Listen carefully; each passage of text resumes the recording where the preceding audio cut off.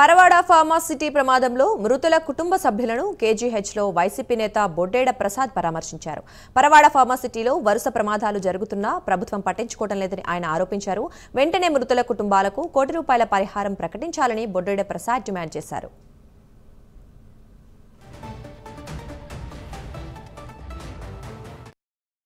Pharma కంపెనీలో అనేక సంఘటనలు జరుగుతున్నాయి.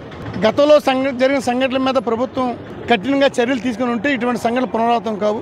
కార్మికుల ప్రాణాలంటే లెక్కలేనితనం, చనిపోతే డబ్బులు సెటిల్ చేసుకోవచ్చని ధీమా యాజమాన్యాలకు వచ్చేసాయి. దాంట్లో పుట్టింది ఇటువంటి సంఘటనలు. ఎంత దురదృష్టం అంటే 12 గంటలకి అక్కడ కార్మికులు చనిపోతే, చనిపోయిన వాళ్ళకి అక్కడ సరైన అంబులెన్స్ కూడా లేకపోతే, చనిపోయిన వాళ్ళకి వైద్యం చేస్తామని చెప్పి ఒక ముసుగేసి కారులో బతుకున్నట్టుగా ఒక క్రియేట్ చేసి చనిపోయిన మనుషుల్ని కారులోనేమో కిమ్స్ హాస్పిటల్ తీసుకొచ్చింది యాజమాన్యం.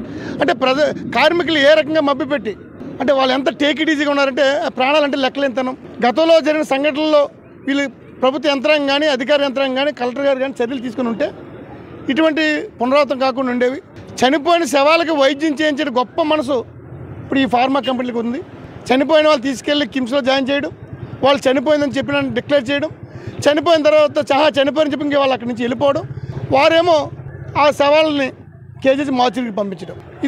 దీనిపై మరి జిల్లా కలెక్టర్ గారు కానీ ప్రభుత్వం కానీ స్పందించి బాధితులకు న్యాయం చేయాలి. గతంలో పరవాడ ఫార్మా కంపెనీలో గతంలో ఒక సెనర్జీ కంపెనీలో ఒక 3 చనిపోయినప్పుడు ప్రభుత్వం స్పందించి ఆ రోజున ముఖ్యమంత్రి గారు, ఆ జిల్లా మంత్రి హోంమంత్రి గారు స్పందించి